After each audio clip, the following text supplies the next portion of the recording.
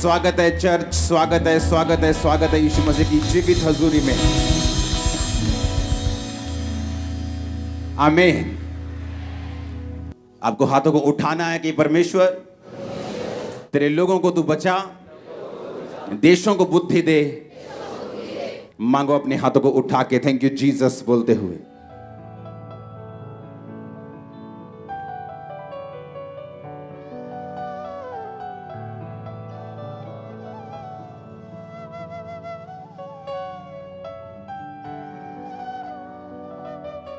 प्रभु यीशु मसीह के सामर्थी नाम में हम मांगते हैं। अपनी सीट को ग्रहण करो, अपनी बाइबल को उठाओ, अपने होंठों को खोलो, बोलो परमेश्वर यह वचन मेरे लिए है। अपनी आंखों को बंद करके बाइबल को उठाओ, अगर नहीं है तो आंखों को बंद करके अपने हाथों को उठा के प्रार्थना करो। प्रभु यीशु मसीह के सामर्थी नाम में हम मांगते हैं। Congratulations church. आज के दिन भी आपका यहां उपस्थित होना,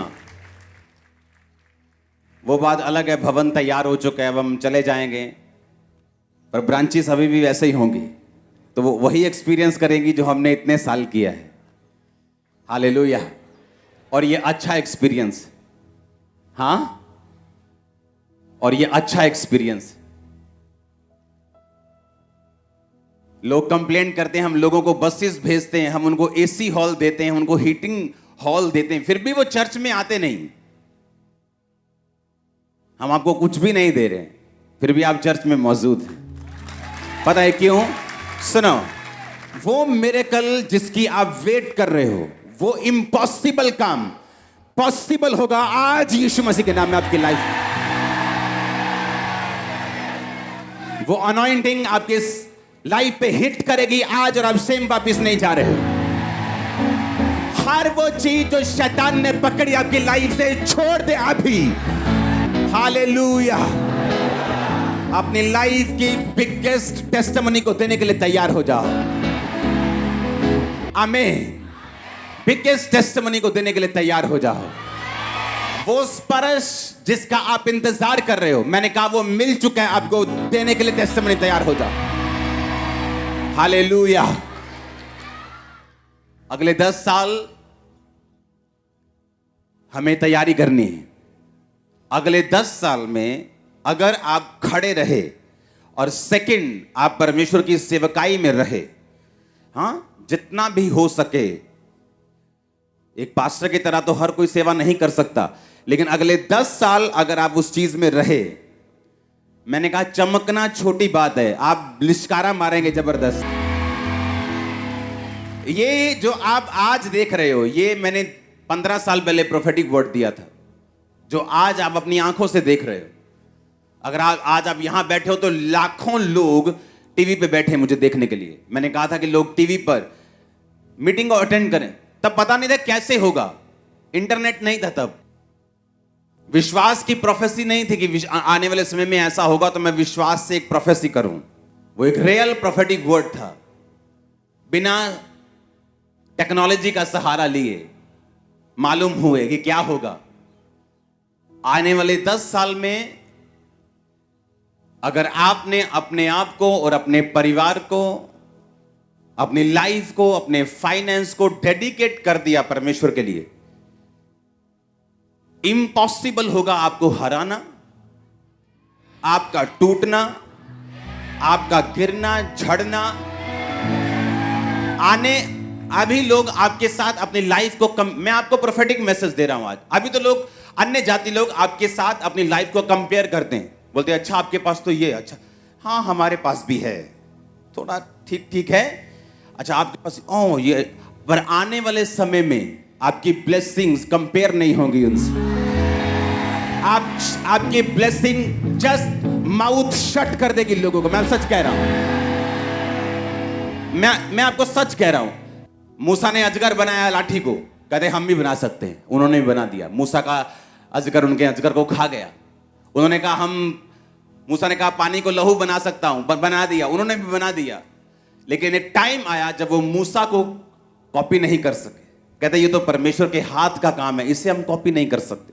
वो टाइम आपकी लाइफ में आ रहा है, आपकी ब्लेसिंग्स कॉपी नहीं होगी, आपकी ब्लेसिंग्स मुंह बंद रखेंगे लोगों का। ओ आमीन हो चाहिए, बरकत तुम्हारी है चर्च। हालेलुया।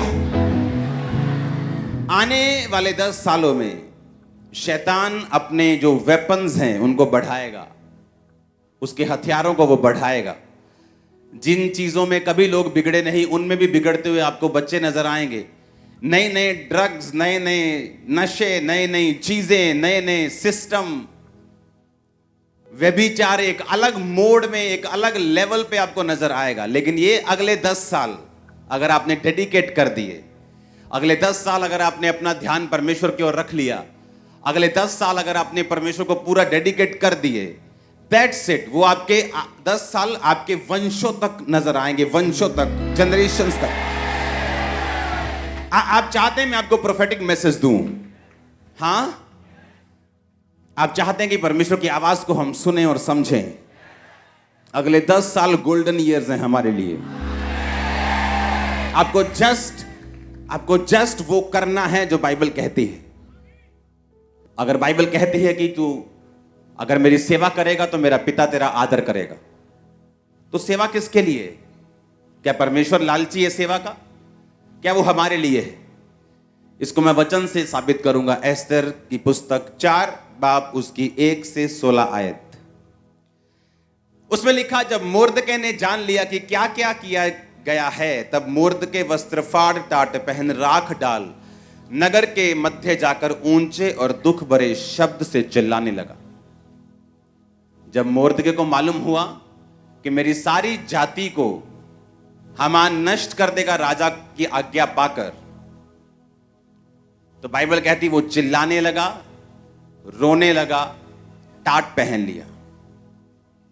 5 आयत में लिखा, तब एस्तर ने राजा के खोजों में से एक को, जिसे राजा ने उसके पास रहने को ठहराया था, बुलाकर आज्ञा दी कि मोर्दके के पास जाकर मालूम करे कि क्या बात है। हमें मालूम है कि राजा ने उस चिट्ठी पर अपनी मोहर लगा दी कि जाके सारे यहूदियों को, जितने भी इस देश में यहूदी हैं, सबको खत्म कर दिया जाए।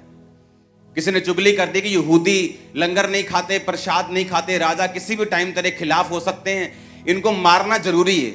राजा हामान की बातों में आके मरवाने के लिए चिट्ठी पे साइन कर दिए। जब चिट्ठी पे साइन हुए तो मोर्दके, जो एक वफादार सिपाही था राजा का, वो यहूदी था और वो रोने लगा और टाट पहन लिया। जब रानी को मालूम हुआ तो रानी ने कहा, तू क्यों रो रहे? तो उसने बताया कि इस तरह की आज्ञा राजा ने दी है।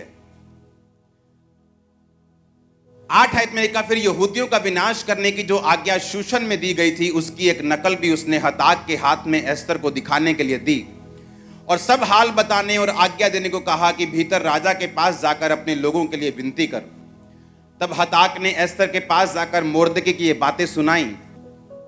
अब आगे बढ़ेंगे 11 आयत को। राजा के सब कर्मचारियों वरन राजा के प्रांतों के सब लोगों को मालूम है, क्या पुरुष क्या स्त्री कोई भी क्यों ना हो, जो बिना आज्ञा भीतरी आंगन में राजा के पास जाएगा, उसके मार डालने की आज्ञा है। केवल जिसकी ओर राजा सोने का राजदंड बढ़ाए वही बचता है। और 30 दिन से 1 महीने से मैं राजा के पास नहीं बुलाई गई। एस्तर की ये बातें मोर्दके को सुनाई गई। जब मोर्दके ने एस्तर के पास कहला भेजा कि तू मन ही मन विचार ना कर कि मैं ही राजभवन में रहने के कारण और सब यहूदियों में से बची रहूंगी, क्योंकि जो तू इस समय चुपचाप रहे तो किसी ना किसी को परमेश्वर किसी उपाय से यहूदियों का छुटकारा और उद्धार कर देगा, परंतु तू अपने पिता के घराने समेत नष्ट होगी, और क्या जाने तुझे ऐसे ही कठिन समय के लिए राजपद मिल गया हो। तब एस्तर ने मोर्दके के पास कहला भेजा, तू जाकर शूशन के सब यहूदियों को इकट्ठा कर, तुम सब मिलकर मेरे लिए उपवास करो, 3 दिन रात ना तो खाओ ना पियो। मैं भी अपनी सहेलियों सहित उसी रीति उपवास करूंगी, और ऐसी ही दशा में मैं नियम के विरुद्ध राजा के पास भीतर जाऊं, यदि नष्ट हो गई तो हो गई। जब एस्तर ने भेजा अपने बंदे को, क्या बात है कि मोर्दके, उसका जो बाप समान मोर्दके जिसने उसको पाला था, क्यों रो रहा है ये? उसने कहा कि आज्ञा निकालेगी, सब यहूदी खत्म हो जाएंगे। उसने कहा तू जाके राजा को बोल, राजा से विनती कर, तू रानी है, राजा तेरी बात को सुनेगा। उसने कहा मैं 30 दिन से राजा के पास नहीं बुलाई गई हूं, क्योंकि जब राजभवन में जाते हैं, जब कोई बंदा प्रवेश करता है, जो अगर राजा ऐसे राजदंड बढ़ाता था इस तरह से, तो वही बंदा अंदर आ सकता था। अगर राजा की मर्जी बिना तुम अंदर गए तो जो सिपाही थे वो तुम्हारा खून कर देते थे। उसने कहा मैं 1 महीने से बुलाई नहीं गई हूं, इसलिए मैं नहीं जा सकती अंदर। उसने कहा अगर तू अंदर नहीं जाएगी तो परमेश्वर तो अपनी जाति को किसी ना किसी उपाय से बचा ही लेगा, पर तू अपने घराने समेत नाश होगी।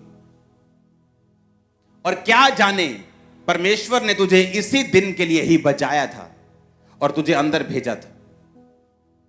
अगर हम सेवा नहीं करेंगे तो जिन रूहों को परमेश्वर ने बचाना है वो किसी ना किसी रीति से तो उनको बचा लेगा, लेकिन बाइबल कहती है कि तू अपने घराने समेत क्या होगी, नष्ट हो जाएगी। और क्या जाने परमेश्वर ने इसी काम के लिए तुझको पैदा किया, तैयार किया, तेरी प्रिपरेशन की, तेरी तैयारी की, ताकि जब ऐसा समय आए तू अपने लोगों के लिए खड़ी हो सके। जब परमेश्वर आपको कुछ करने के लिए कहता है, वो ये नहीं कि आपसे कुछ चाहता है, वो पैसा, वो ताकत, वो टाइम, वो सेवा, बाइबल कहती है वो सब कुछ आप लोगों के लिए है। अगर आज से 17 साल पहले मैंने टाइथ देने का फैसला किया, टाइथ एक हुक्म नहीं है, हुक्म से पहले वो एक कवनेंट है, वो एक वाचा है। आज मैं अगर ब्लेस हूं तो उसी वजह से। उसने कहा कि अगर तू सेवा नहीं करेगी, अगर तू लोगों को नहीं बचाएगी, तो परमेश्वर किसी ना किसी उपाय से लोगों को बचा लेगा, क्योंकि उसी यहूदियों में यीशु मसीह का वंश था।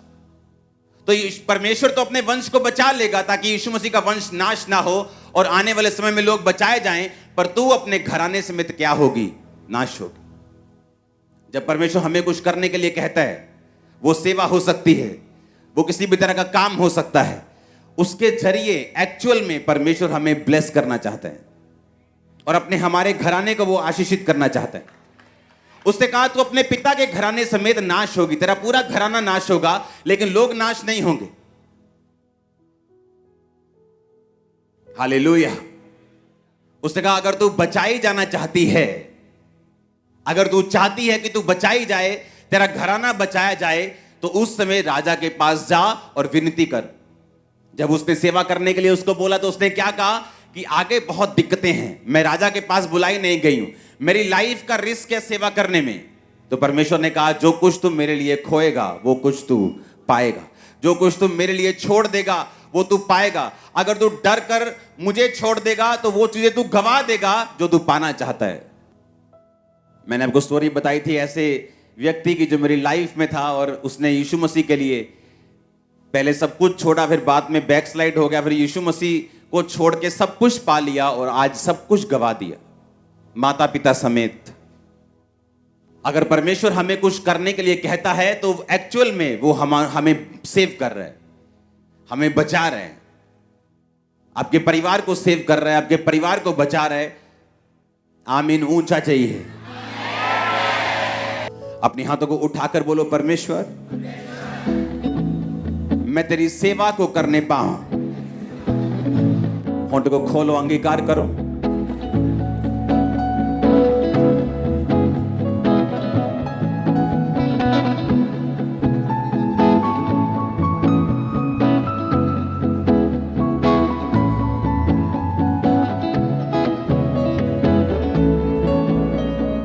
आमीन।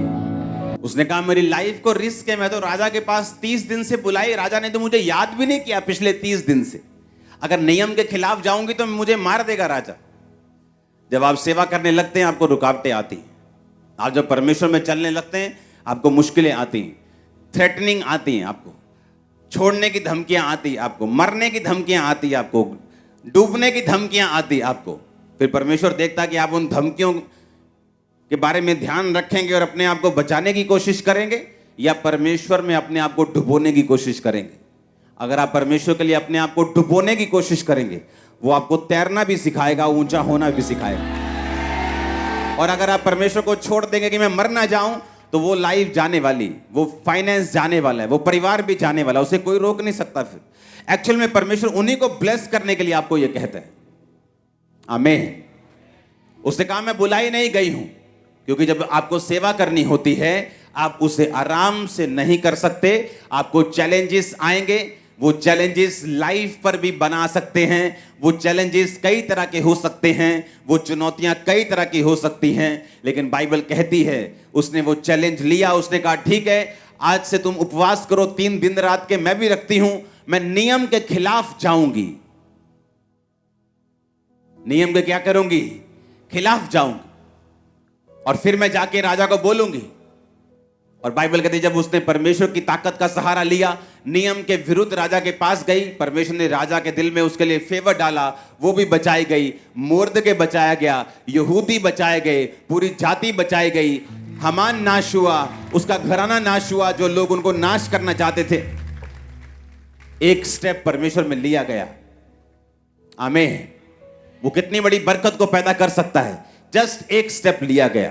परमेश्वर ने कहा यहोशू, मैं तुझे वो देश जो तेरे सामने है, जो मैंने वायदा किया था अब्राहम से, अपने लोगों से, मूसा से, इस्राएलियों से, कि मैं वो देश तुम्हें दूंगा।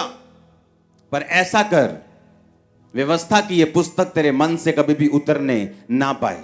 इसको अपने मन में रखना, ना तो दाहिने मुड़ना ना तो बाहिने मुड़ना। आप जानते हैं इस्राएलियों की जो सफलता थी वो यहोशू के व्यक्तिगत संबंध के ऊपर, जो उसका परमेश्वर के साथ था, उस पर निर्भर करती थी। कितनी गहरी बात है। इस्राएलियों की सफलता यहोशू की पर्सनल लाइफ जो उसकी परमेश्वर के साथ थी उस पर निर्भर करती थी। और लोग बोलते किसी भी चर्च में चले जाओ कोई फर्क नहीं। परमेश्वर ने कहा यहोशू, ये लोग जो मेरे हैं मैं उनको कनान में लेके जाऊंगा जहां दूध और शहद की नदियां बहती हैं, पर तू अपने व्यक्तिगत संबंध जो मेरे साथ हैं उन्हें मजबूत कर ले। और तू मेरे साथ अपने संबंध को मजबूत कर, ना तो दाहिने मुड़ना ना बाहिने मुड़ना। और व्यवस्था की ये पुस्तक तेरे मन से कभी उतरे ना, इसको पूरा करना। तेरा मन कच्चा ना हो, हियाब बांधकर दृढ़ हो जा। और तू उस देश का अधिकारी जो मैंने इनसे वायदा किया है तू इनको कर देगा, पर तेरे पर्सनल रिलेशनशिप मेरे साथ होने चाहिए। जब आपका पर्सनल रिलेशन परमेश्वर के साथ है उसका असर आपके परिवार पे होगा, उसका असर आपके फाइनेंस पे होगा, उसका असर आपके रिलेटिव्स पे होगा, आपके मोहल्ले पे होगा, आपके नगर पे होगा। आपको मालूम है कि नहीं? जब आपका रिलेशन परमेश्वर के साथ है उसका असर सब जगह होगा। परमेश्वर ने कहा यहोशू, जो पर्सनल रिलेशन तेरा मेरे साथ है, तू इधर नहीं होगा उधर नहीं होगा, और मैं इस्राएलियों को वही देश दूंगा जो मैंने उनसे वायदा किया है। तू इनकी अगुवाई कर, जैसा मैं मूसा के संग था वैसा मैं तेरे संग रहूंगा। उनकी सफलता इस्राएलियों की यहोशू के व्यक्तिगत संबंध जो उसके परमेश्वर के साथ होने थे उस पर निर्भर करती थी। अपने पड़ोसी से पूछो तेरे परमेश्वर के साथ संबंध कैसे हैं। पूछो अपने पड़ोसी से फिर से, बोलो प्रभु के साथ रिश्ता कैसा है? थोड़ा ऊंचा नीचा हो रखा है कि सीधा सीधा है? जितना रास्ता सीधा होगा उतना हम ही सीधा चलेंगे, और जितना हम टेढ़ा मेढ़ा रखेंगे उतना हम ही झटकोले खाएंगे। परमेश्वर ने कहा तू उस देश का अधिकारी इनको कर देगा, पर मैं तुझसे कहता हूं व्यवस्था की पुस्तक से ना दाहिने मुड़ना ना बाहिने मुड़ना। दिन रात अपना ध्यान इन्हीं पे लगाए रखना। Hallelujah, hallelujah. जब आप टेस्टिमनीज को देखते हैं, बड़ी बड़ी टेस्टिमनीज को हम देखते हैं, मुझे आज भी याद है छत्तीसगढ़ क्रूसेड पे जब हम गए तो उस समय जब मैं और मेरी वाइफ हम रूम में हम प्रेयर कर रहे थे और मैं खिड़की के पास बैठा था, और मैं सुबह का बैठा और शाम तक ऐसे ही बैठे रहा। वो देख रही है यार ये बंदा उठता ही नहीं प्रेयर जो वो सिंगल रूम था ना, तभी बाहर गए थे, तो वैसे तो मैं अपने प्रेयर रूम में होता हूं। सुबह से लेके शाम तक जब प्रेयर हुई, सुनो मेरी बात, मुझे इंग्लैंड में लोग लेने आए, आपको चलना है, आपको ये मार्केट जाना है, वो जब क्रूसेड हुआ मैं किसी जगह नहीं गया, और सीधा वापस। बोलते यार ये कैसी लाइफ है। लेकिन जब लोग मिरेकल्स को देखते हैं, कामों को देखते हैं, उन्हें मालूम होता है कि जो अगुए की लाइफ है वो आम लोगों की जैसे नहीं है। अगर वो वैसी ही लाइफ जिएंगे जो आम लोग जी रहे हैं, तो उनकी लाइफ में फिर रिजल्ट भी वैसा ही होगा जैसा आम लोगों की लाइफ में। अगर आपने बड़ा स्टैंड लिया परमेश्वर के लिए तो फल बड़ा है, आपने थोड़ा लिया तो फल थोड़ा है। आपने ज्यादा गुड़ डाला तो चाय मीठी है, नहीं डाला तो फीकी है, तो सीधी बात है। और जब क्रूसेड पे शाम को लोग टेस्टिमनीज दे रहे थे कि मैं पागल था, किसी को रेबीज थी, किसी को कुत्ते की तरह भौंकते थे, बच्चा ऐसा था, रेबीज थी, वो हील हुआ, डिलीवरेंस हुई, हीलिंग हुई, ब्लाइंड, ये वो सब, व्हील चेयर्स।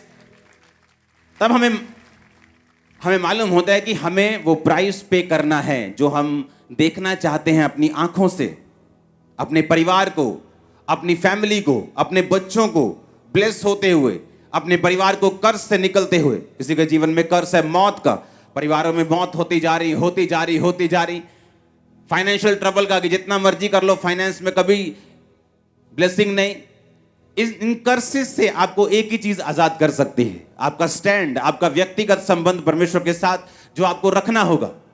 परमेश्वर ने कहा वो सारे देश में तुम्हें देने के लिए तैयार हूं, वो सारे वायदे में पूरा करने के लिए तैयार हूं, पर तू मेरी व्यवस्था से कभी भी इधर उधर मत होना और दिन रात इस पर ध्यान देना। इस तेरे मुंह से निकला करें, अपने मन से इन्हें उतरने मत देना, दिन रात इन्हें बोलना, हियाब बांधना यानी दृढ़ होना, यानी कि तुम हिलना मत, डरना मत, घबराना मत। मुसीबतें परीक्षाएं आएंगी लेकिन तुम इधर उधर मत होना। वो सब देश, सब वायदे जो मैंने तुमसे किए हैं मैं तुमको दे दूंगा, अपने व्यक्तिगत संबंधों को मेरे साथ पूरा रखना। आमीन। हमें लगता है हमारी वाइफ प्रार्थना कर रही है, हमें जरूरत नहीं प्रेयर की, मैं तो बिजी हूं, मैं तो जी कंस्ट्रक्शन का काम करता हूं, दिन रात वहीं रहता हूं, पर मेरी वाइफ प्रार्थना करती है। मैं आपको पहले बता चुका हूं कि जेंट्स की प्रार्थना लेडीज से ज्यादा होनी चाहिए घर में, क्योंकि परमेश्वर ने आपको अगुआ ठहराया। जब अगुवाई अंधा है तो घर कहां जाएगा? अगर अगुवाई अंधा है तो बाइबल कहती है अंधा अंधे को रास्ता नहीं दिखा सकता, दोनों गड्ढे में गिरेंगे। वाइफ प्रार्थना करेगी वो घर को संभाल पाएगी, वाइफ प्रार्थना करेगी ऐसी चीजों को देख पाएगी जो सही नहीं, उसके बच्चों में, उसके पति के, उसके फाइनेंस के, उसके घर में, उन चीजों को वो ठीक कर पाएगी। हस्बैंड प्रार्थना करेगा, परमेश्वर उसकी अगुवाई करेगा आगे बढ़ने में, ग्रो करने में, वो चीजें हासिल करने में जिसके लिए परमेश्वर ने उसे बुलाया है। अगर हम बोलते हैं हम तो जेंट्स हैं,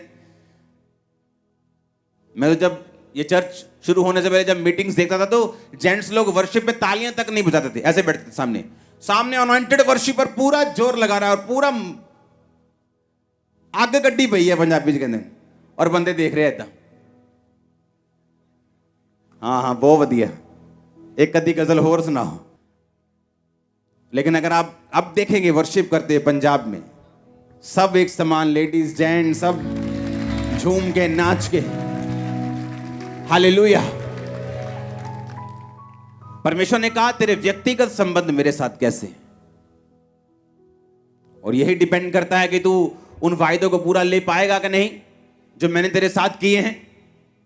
वो सारे वायदे मैं तेरी लाइफ में पूरा करूंगा जो इम्पॉसिबल है, वो तेरे परिवार का हो, तेरे फ्यूचर का हो, तेरी लाइफ का हो, तेरे कैरियर का हो, तेरे फाइनेंस का हो, पर तेरे मेरे साथ व्यक्तिगत संबंध कैसे हैं। हालेलुया।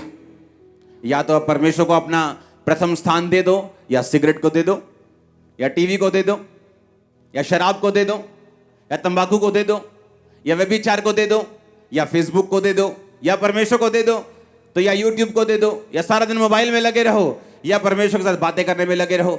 जितना हम परमेश्वर के करीब जाएंगे उतना वो हमारे लिए हेवन ओपन कर देगा। जितना हम परमेश्वर के करीब जाएंगे उतना हमारी आईज ओपन होंगी और वो देख पाएंगे जो पहले देख नहीं पा रहे थे। एक व्यक्ति आज स्पिरिचुअल हो सकता है और कल शरीर में हो सकता है, अभी स्पिरिचुअल हो सकता है, 1 घंटे बाद वो शरीर में भी हो सकता है। ये फाइट है जिसे हमने लड़ना है। आमीन। इस फाइट को लड़ना है और जीतना है, अपने लिए जीतना है, परिवार के लिए जीतना है, देश के लिए जीतना है। अगर हम ब्लेस होंगे तो सब ब्लेस होंगे। अगर आप ब्लेस होंगे तो हमारा घराना बचाया जाएगा, तू बच, तेरा घराना बचाया जाएगा। परमेश्वर ने कहा उसने कहा अगर तू परमेश्वर के लिए कुछ नहीं करेगी तो तू अपने घराने समेत नाश हो जाएगी, लेकिन परमेश्वर किसी तरीके से अपनी जाति को बचा लेगा, लेकिन तेरा कुछ नहीं होगा। जब परमेश्वर आपको बोलता है ये नहीं करना, वो नहीं करना, ये करना है, वो करना है, तो इसका मकसद परमेश्वर नहीं, इसका मकसद आप लोग ही हैं, इसका मकसद आपका परिवार ही है, इसका मकसद आपका फाइनेंस, आपका फ्यूचर, जिसे परमेश्वर देखना चाहता है एक लेवल पे, वो ही है। ग्रेस को ग्रहण करो आज खुदा के साथ चलने की। हर एक अनहोली, अनगॉडली और वो चीज जो शैतानी लाइफ से आउट हो अभी यीशु के नाम में। हर वो चीज जो पाप से उत्पन्न हुई आपकी लाइफ में, आपको झगड़ा हुआ है, होली गोस्ट फायर आपके सिरों पे आई यीशु मसीह के सामर्थी नाम में। आमीन हो चाहिए बरकत आपकी चर्च। हालेलुया।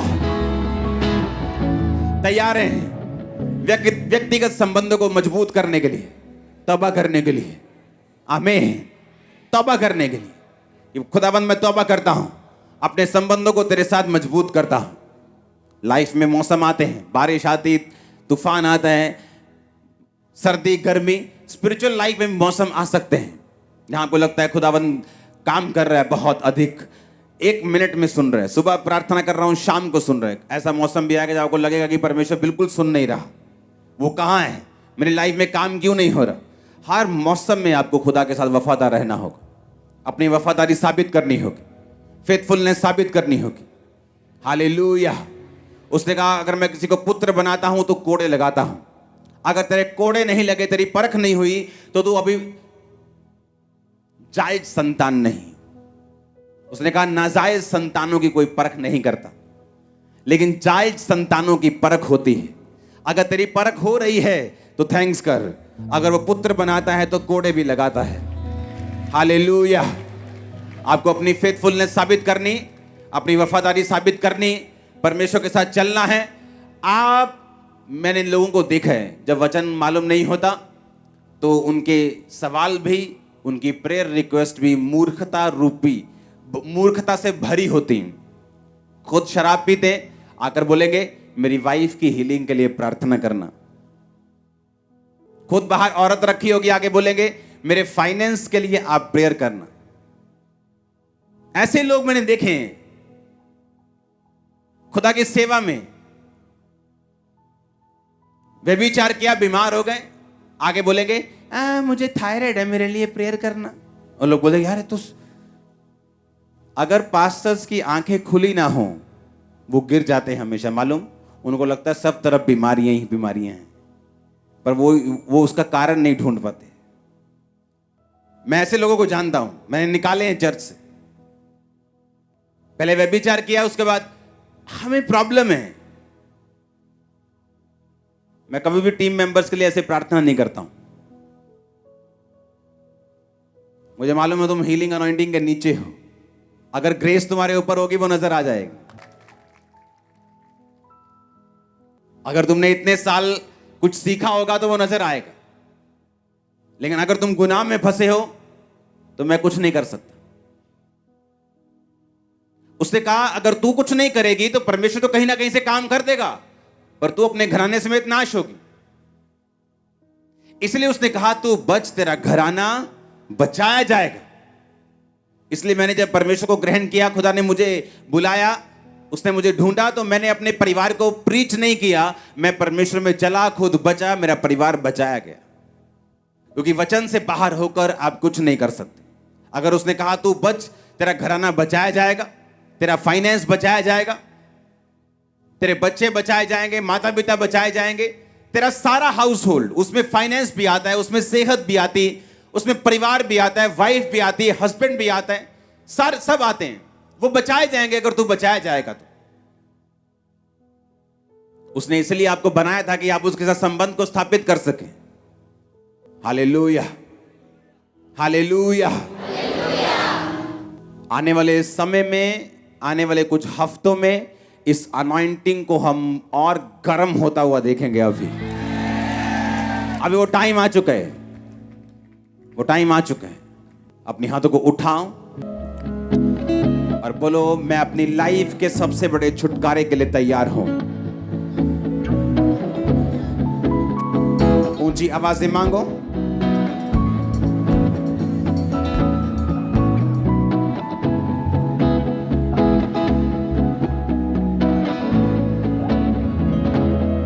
प्रभु यीशु मसीह के सामर्थी नाम में हम मांगते हैं। Hallelujah, hallelujah. उसके साथ आप संबंध स्थापित करेंगे। मैं आपको चैलेंज करता हूं, अगले 10 साल डेडिकेशन के साथ परमेश्वर दे दो। जस्ट देखो, मैं नहीं कह रहा फर्क पड़ेगा, फर्क नहीं पड़ेगा कोई भी, जमीन आसमान का फर्क, ये थोड़ा बहुत फर्क नहीं पड़ेगा। मैं आपको सच कह रहा हूं, मेरा ये बिलीव है कि अगले 10 साल हम एक नए फेस में शिफ्ट कर रहे हैं। इसी समय से अगले 10 साल के लिए आप देखना, अब शैतान के कानों से अभी धुआं निकलेगा, आप देखना। हमारे YouTube चैनल को सब्सक्राइब करें ताकि आप परमेश्वर के गहरे भेदों को जान सकें कि कैसे आप परमेश्वर में बढ़ सकते हैं, कैसे आप दुष्ट आत्माओं से, नशों से, बीमारियों से और वंशों के श्रापों से आजाद हो सकते हैं।